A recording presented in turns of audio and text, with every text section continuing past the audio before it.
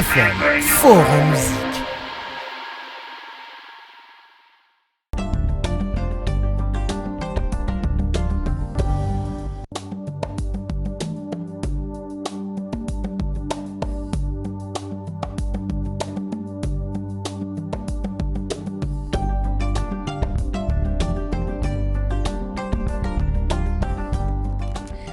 Sur la télévision Futur Média. Bonsoir à toutes et à tous. Bienvenue à cette principale édition. Les titres, c'est tout de suite.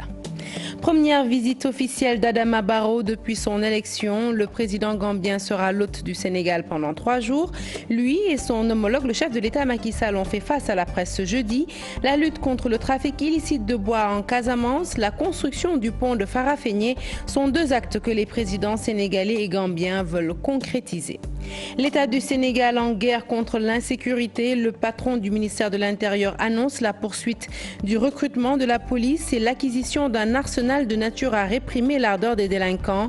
Dans plusieurs quartiers de la capitale, pendant ce temps, les populations refusent de subir ce regain de violence noté ces derniers jours. À Rebeuss, Grand Dakar, Niaritali, les habitants ont décidé d'y faire face. Comment et avec quels moyens? Éléments de réponse au cours de cette édition. Le procès d'Abdoumba et l'opposant à son ex-épouse renvoyé au 20 avril prochain. L'ancien Premier ministre est convaincu qu'il y a des manœuvres autour de ce dossier. Toutefois, il dit rester serein et affirme que la vérité sera bientôt connue. Félicité d'Alain Gomis, présenté au FESPACO, notre envoyé spécial a rencontré le cinéaste. Découverte de son œuvre dans la page culture de cette édition. Voilà pour les titres de développement à présent.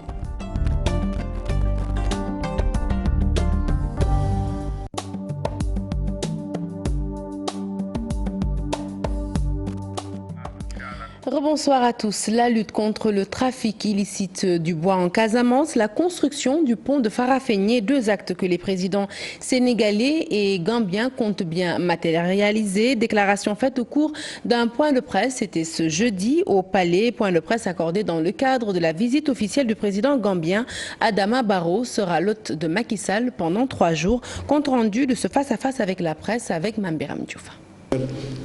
C'est sur un ton rassurant que les 2 dirigeants ont réaffirmé leur détermination à travailler ensemble pour une coopération efficace entre le Sénégal et la Gambie. Si son pays est perçu par certains comme la plaque tournante de la coupe illicite de bois en Casamance, le président Adama Barrow fait de ces questions l'une de ses préoccupations, d'où la lutte qu'il compte engager aux côtés de son homologue sénégalais pour y mettre un terme.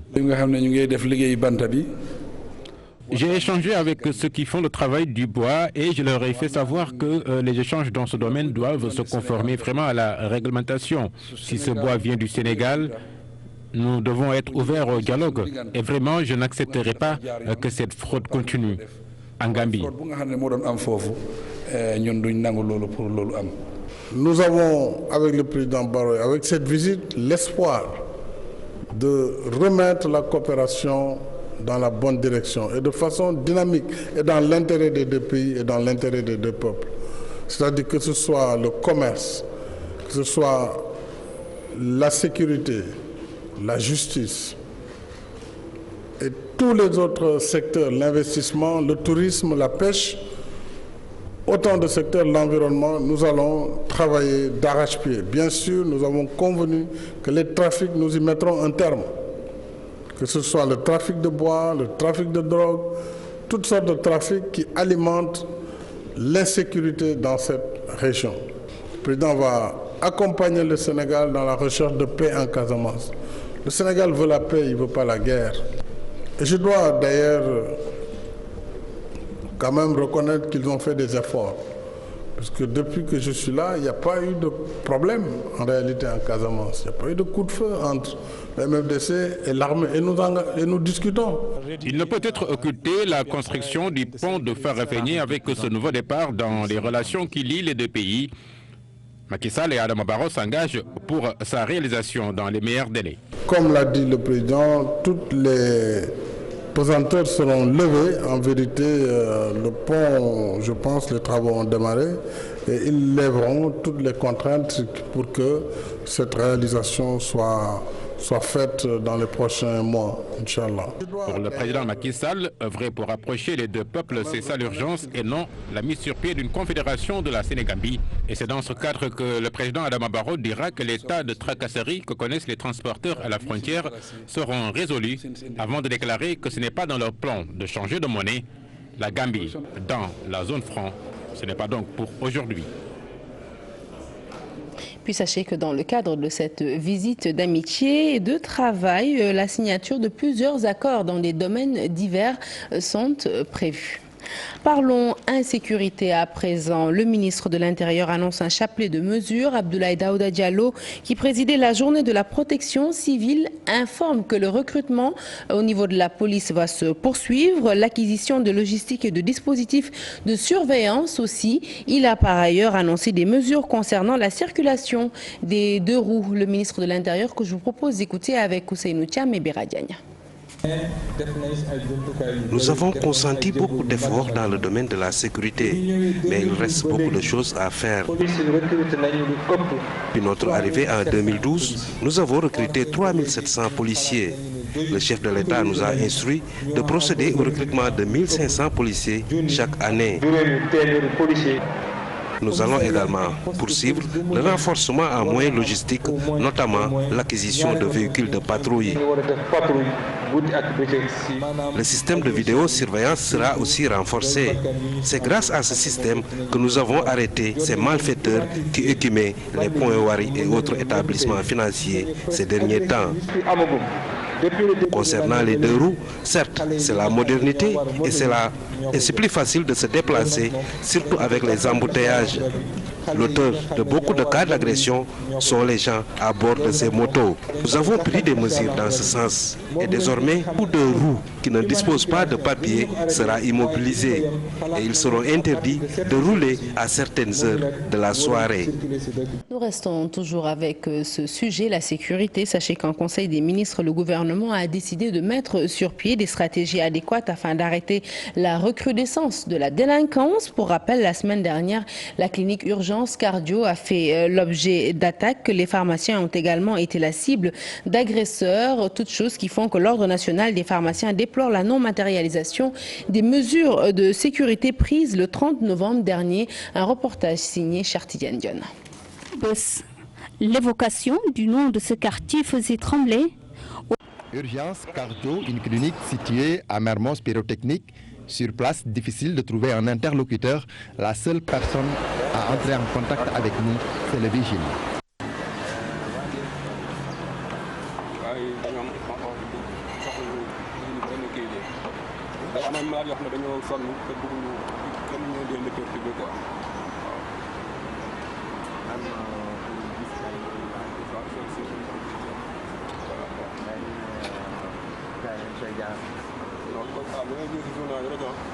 Non loin de la clinique, des chauffeurs longent la grande artère. Ils disent ne pas être au courant du vol. Je viens juste d'apprendre la nouvelle, mais j'avoue qu'ici, l'endroit est vraiment calme. Je crois que nous n'avons pas de problème de sécurité ici, car le camp militaire est juste à côté. À Cap, sur le siège social de l'Ordre national des pharmaciens, la batterie de mesures annoncées, notamment l'amélioration de la couverture sécuritaire devant les institutions financières, boutiques de luxe, entre autres. Dr Ahmed Sow dit attendre avec impatience l'effectivité de la mesure. Lors du Conseil des ministres du 30 novembre 2016, il a été très clairement dit qu'une attention particulière devrait être apportée pour la sécurité des officines de pharmacie. Nous attendons jusqu'à présent que cette attention soit matérialisée en actes concrets pour que les malfaiteurs n'aient plus la possibilité de pouvoir cambrioler les officines de pharmacie. Il rappelle que l'Ordre des pharmaciens avait levé la suspension de garde depuis quelque temps. Par conséquent, il propose ceci. Que le pharmacien ou l'équipe qui est au niveau de l'officine pendant la nuit ait un numéro, un un portable qui lui permette pour pouvoir contacter très rapidement les services de police et de gendarmerie en cas de problème. Et je vous l'annonçais en titre, dans plusieurs quartiers de la capitale, les habitants se sont mobilisés pour lutter contre l'insécurité. C'est le cas à Rebeuss où les habitants se sont organisés pour endiguer ce fléau. À Grand Dakar ou Niary Tally, eh bien, certains suggèrent la réhabilitation des comités de veille, une manière pour eux de lutter contre ce phénomène. Reportage signé Aminata Mbaresso et Moudou Diop. Rebeuss. L'évocation du nom de ce quartier faisait trembler. Au fil des ans, Rebeuss s'est transformé. Dans cette localité, les agresseurs et autres malfaiteurs n'osent plus s'aventurer. Le banditisme là, comme par exemple tuer des gens, il n'y a pas dans ce cas, il n'y en a pas. Et il n'y en aura jamais. Un retour au calme et à la sécurité grâce à une cohésion sociale et une solidarité ferme entre les populations. On vit en famille, il y a la solidarité. Si tu cries, tout le monde sort. Il ne faut pas créer le comité de vidange pour créer le comité de vidange et être en dehors de la loi. Donc nous, pour nous, on n'a pas ça dans ce quartier. Mais nos gosses qui sont là, veillent dans ce quartier. Grand Dakar et Niary Tally, deux autres quartiers de la capitale sénégalaise, minés jusqu'à présent par l'insécurité et les vols. Dans le passé, il y a eu des comités de surveillance composés de jeunes. Madame, je vous dis, la dernière agression a eu lieu hier. Dans cette maison voisine, les voleurs sont entrés et ils ont pris le portable. Dans des pays comme la Côte d'Ivoire, les militaires font des rondes presque à chaque kilomètre. Il faut que les autorités sénégalaises songent à cette stratégie. L'implantation d'un poste de police est certes saluée, mais cette dame veut le retour de ces comités de surveillance à côté des forces de l'ordre. La police ne peut pas être présente partout. Il faut que la population également s'organise et mène des rondes. Mais tout cela doit se faire en toute légalité. Pour garder l'insécurité à Dakar, dans ce Sénégal, on ne peut pas l'abattre sans l'appui de l'armée. Il faut nécessairement faire un programme durant 3 mois, l'armée, la police, la gendarmerie, il faut y mettre l'armée. Des agressions courantes dans des localités différentes. Tout de même, des quartiers résistent encore. C'est le cas à Rebeuss où les jeunes se sont organisés pour que la sécurité règne. À Tivaouane également, les cas d'agression se multiplient. Les populations de la cité religieuse craignent pour leur sécurité. Le mouvement And Liggéey Se Réew et les autorités locales lancent un cri du cœur. C'était à l'occasion d'un meeting tenu au quartier Fogny de Tivaouane. Cheikh Anta Diop, c'est la tire pour les détails. Tivaouane est en danger. La cité religieuse est secouée par des agressions et des actes de grand banditisme. Dernier acte en date, un gang a fait irruption dans une maison pour accomplir son forfait. Quand je dis Tivaouane est en danger, parce que le fléau d'agression commence de monter sa puissance à Tivaouane. On ne peut pas rester 24 heures sans plus qu'on puisse décompter plus de 4, 6 à 7 cas d'agression. Donc ça devient sérieux. Raison pour laquelle on dit que Tivaouane commence à être un peu dangereux. C'est sur ce fléau. Hier nuit, il y a un certain nombre d'agresseurs qui ont pu escalader 1 minute pour rentrer dans une maison, uniquement faire de n'importe quoi dans cette maison, ici à Fogny même. Donc tous ces preuves sont là palpables. Si un jeune qui n'arrive pas à avoir son job, un jeune qui n'arrive pas à avoir de quoi manger, mais il va s'adonner à agresser. Donc il faut qu'on essaie de trouver ce fléau pour se situer le mal et qu'on puisse essayer de l'éradiquer.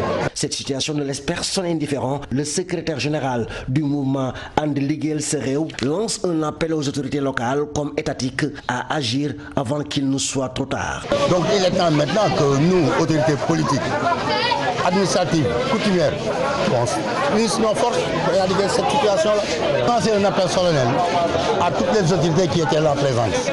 Uniquement pour qu'on s'unisse nos forces, nos idées, nos esprits, pour essayer d'éradiquer ce fléau qui commence à engrenager notre Saint-Ville à Tivaouane. J'espère que d'ici peu de temps, vous saurez qu'il y a un pas qui est de l'avant, uniquement pour éradiquer ce fléau. Tivaouane, des jeunes et des responsables politiques ont créé ce mouvement And Liggéey Se Réew pour aller aux élections législatives et représenter dignement Tivaouane à l'Assemblée nationale. Le procès d'Abdoumbaye pour faux et usage de faux, l'opposant à son ex-épouse Aminata Diak est renvoyé pour plaidoirie jusqu'au 20 avril prochain. L'ancien Premier ministre est convaincu qu'il y a une main cachée derrière ce procès, interdit de sortie du territoire national. Il estime que la vérité sera bientôt connue. Abdoumbaye que je propose d'écouter au micro d'Al-Hassan Ba. Nous attendrons le mois d'avril, mais je continue à dire que dès lors que je suis accusé de complicité de faux, d'usage de faux et de tentative d'escroquerie à l'endroit de mon ex-épouse Aminata Diak, je dis non seulement il n'y a pas de faux établi par moi et qu'on ne me l'a pas encore présenté du reste, je suis toujours dans...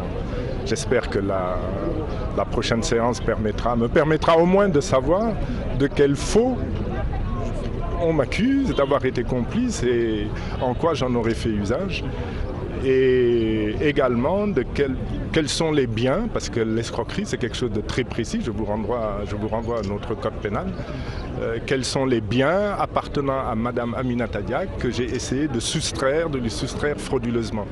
Donc je suis dans l'inconnu total, on m'accuse d'usage de faux, je ne sais pas de quel faux il s'agit. Par contre, ils atteignent leurs objectifs.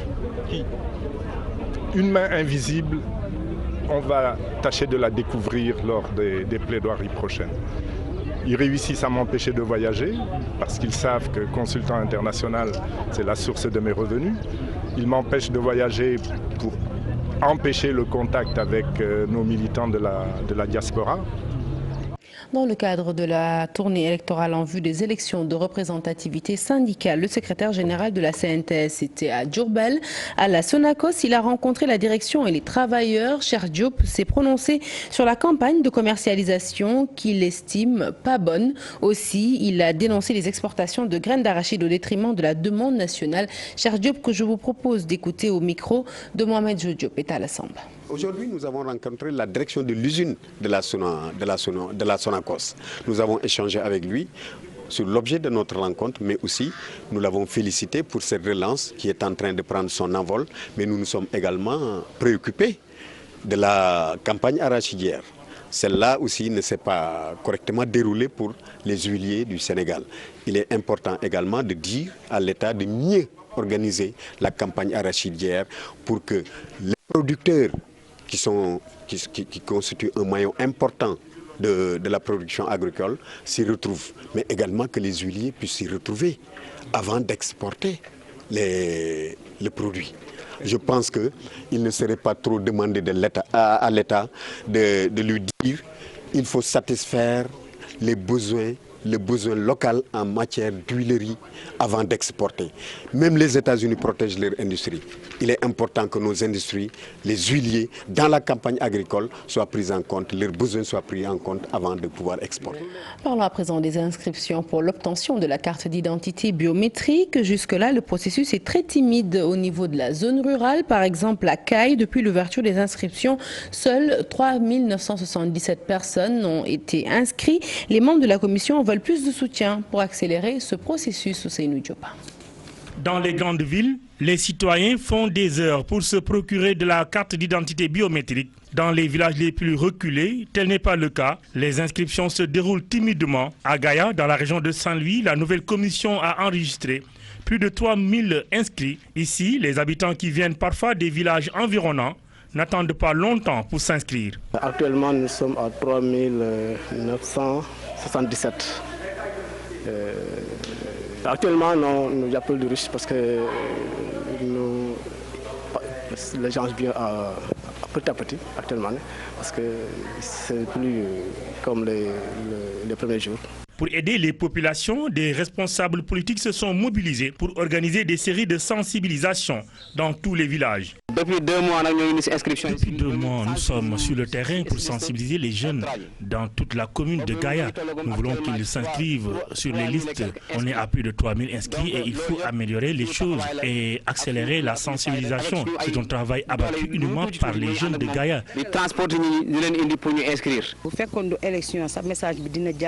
Nous sommes en train de sensibiliser les jeunes et les femmes du département de Dagana. Nous les avons expliqué l'importance des cartes d'identité biométriques et nous allons continuer à les sensibiliser.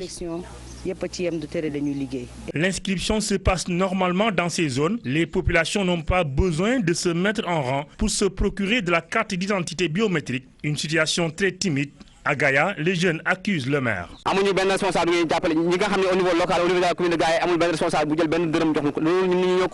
Nous n'avons aucun responsable à côté de nous pour nous soutenir. Il n'y a aucun responsable politique qui a mis la main à la poche pour nous aider à amener les jeunes et les femmes qui sont dans les villages les plus reculés. Le maire ne s'occupe plus de nous.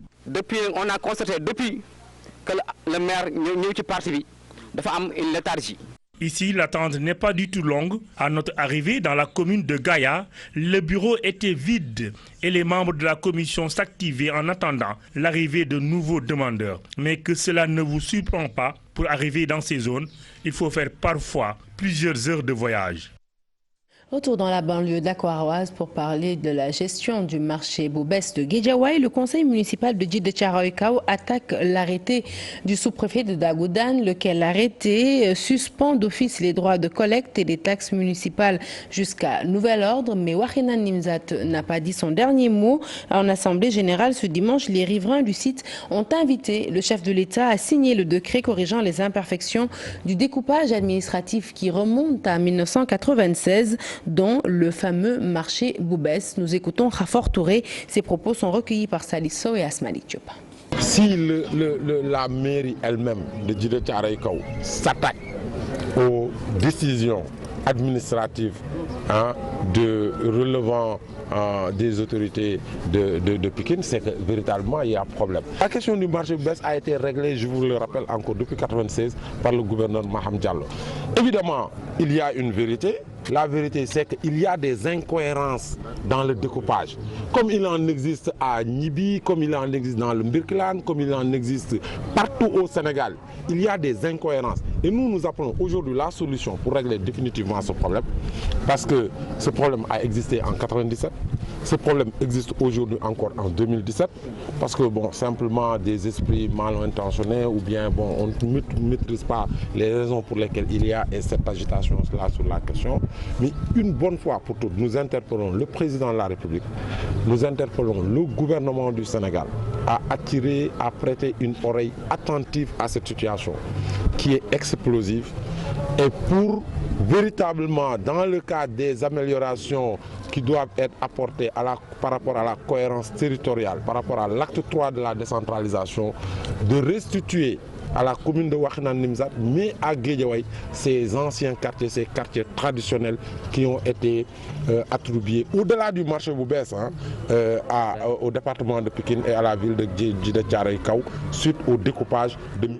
Dans le département de Kolda, après un hivernage aux résultats assez maigres, la municipalité de Médina Chérif dote des femmes issues de familles pauvres des moutons, et ce, afin qu'elles entreprennent une activité d'élevage et qu'elles puissent enfin s'occuper correctement de leur famille. Reportage signé Abdoulaye Diallo. Le mauvais hivernage de cette année qui a engendré une baisse des productions de céréales a aussi affecté la nutrition des enfants selon des techniciens à Kolda. Des enfants de certaines zones du monde rural sont victimes de malnutrition. C'est le cas dans des villages de la commune de Médina Chérif. Pour une meilleure prise en charge des femmes et de leurs enfants, la municipalité de Médina Chérif, en partenariat avec USAID Yadjende, a doté aux femmes de leur commune de petits ruminants pour une activité d'élevage. Il s'agit de créer les conditions pour permettre aux femmes de vivre dans les meilleures conditions, de permettre à leurs enfants d'aller à l'école, de permettre à toute la famille d'avoir une alimentation régulière et une alimentation soutenue. C'est dans ce sens que nous avons initié ce projet ensemble avec USAID Yadjende. L'idée consiste à acheter des moutons, des chèvres et de la volaille et à les placer au niveau des familles vulnérables, notamment des femmes qui ont des enfants, qui sont en âge de procréation, mais malheureusement dont les conditions d'existence sont un peu difficiles. L'objectif visé à travers ce placement, comme on l'a dit, étant un programme de sécurité alimentaire, c'est de lutter contre la malnutrition. Comment? En mettant entre les mains des femmes des actifs productifs. Donc il faut comprendre ça comme un paquet d'activités destinées à lutter contre la malnutrition dans le cadre de l'accompagnement des femmes. Le montant dégagé pour l'achat de moutons est de 8 millions de francs CFA. Les bénéficiaires pensent que ce geste pourrait les permettre d'augmenter leurs revenus et de renforcer leur sécurité alimentaire. Nous sommes très satisfaits aujourd'hui parce que nous avons eu ce que nous n'avions jamais rêvé de recevoir. Ces moutons ne feront que nous amener de l'avant dans tous les domaines. Je peux même les revendre et satisfaire mes besoins. Pour permettre à un nombre important de femmes de pouvoir bénéficier de ce matching, chaque femme qui a reçu une paire de moutons va la garder jusqu'à ce qu'elle produise. Ensuite, c'est au tour d'une autre femme de garder le couple de moutons. Nous restons avec cet hivernage qui n'a pas été du tout fameux également dans la zone sud-est de Tamba-Kédougou. Voilà comment s'appelle cette zone sur place. Le retard et la faiblesse des financements, le retard sur la mise en place des intrants et la qualité douteuse des semences, telles sont entre autres les contraintes de la filière. Une rencontre d'information s'est tenue à Tamba à propos de cet hivernage. Reportage Moussa Omarguey et Amadou Djidjou. En vue d'une structuration de leur organisation interprofessionnelle agricole, les maïsiculteurs de Tambacounda et Kédougou réclament plus d'assistance de la part du gouvernement et des partenaires techniques et financiers pour surmonter les multiples obstacles qui freinent l'évolution de la filière maïs. On a constaté des baisses de production par rapport à cette présente campagne. Le potentiel est là pour essayer de booster la production de maïs. Parce que nous avons ici dans notre zone la terre, nous avons l'eau et nous avons les bras. Si nous avons de bonnes qualités de semences, du matériel de labour, nous pouvons vraiment atteindre nos objectifs par rapport à la production de maïs. Le PADER doit boucler d'ici bientôt. Il faut que l'État pense à des programmes pérennes. Parce que nous sommes dans un pays sous-développé. Et on ne peut pas mettre en place ces types de programmes pour que ces programmes-là s'arrêtent d'un moment à l'autre. Avant de négocier un autre programme, les gens vont aller manier, ça c'est sûr.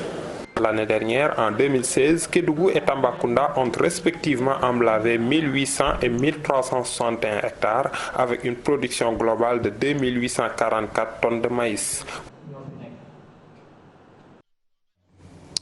De Kédougou, nous mettons cap sur Saint-Louis. Les étudiants de Sanar sont en phase avec les autorités universitaires et veulent surmonter la crise au niveau du temple du savoir avec l'amélioration, entre autres, de la restauration, la couverture médicale des étudiants et l'hébergement des nouveaux bacheliers.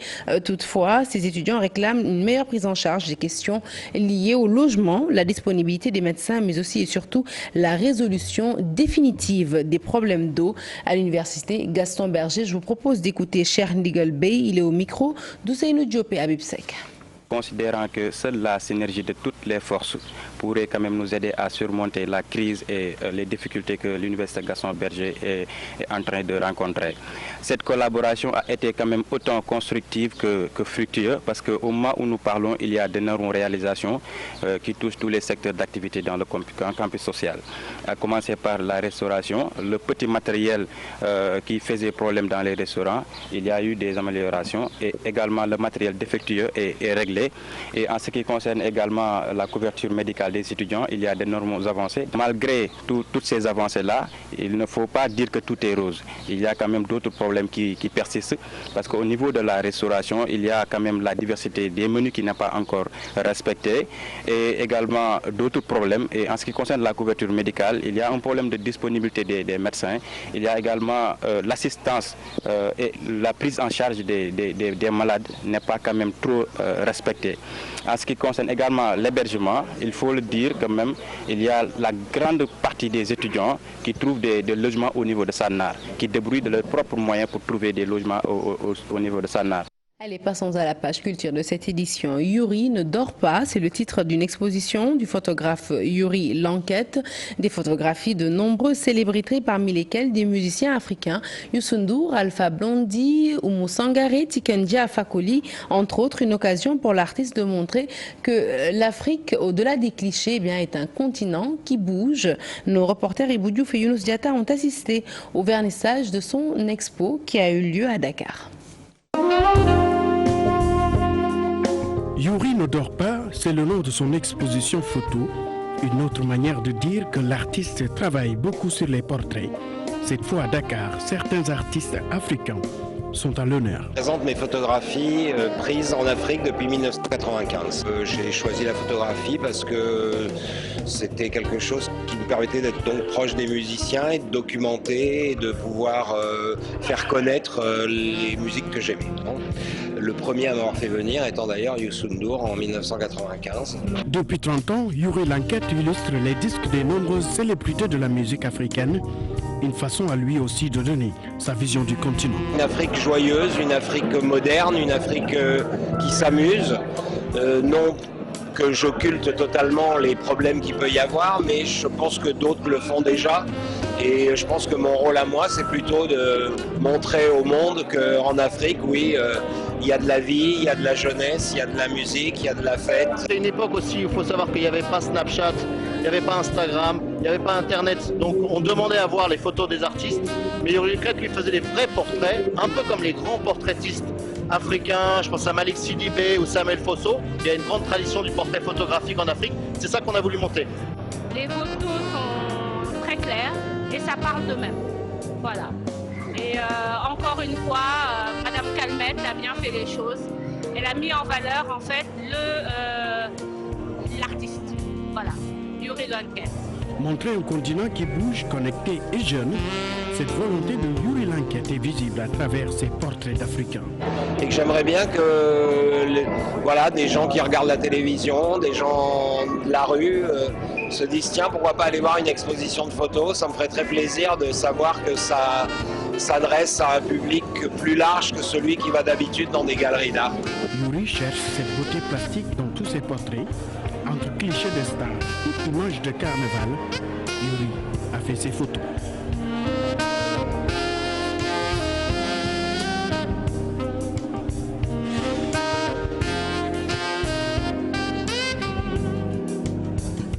Allez, nous prenons l'avion en direction Burkina Faso pour parler du FESPACO édition 2017. Aujourd'hui, notre envoyé spécial nous plonge au cœur de Félicité, le film d'Alain Gomis. Félicité, dans ce film, le réalisateur sénégalais nous parle d'une femme congolaise qui est d'ailleurs le personnage principal. Alors une femme au caractère assez trempé qui, pour sauver son fils accidenté, eh bien, va se lancer dans une course effrénée à travers les rues de Kinshasa.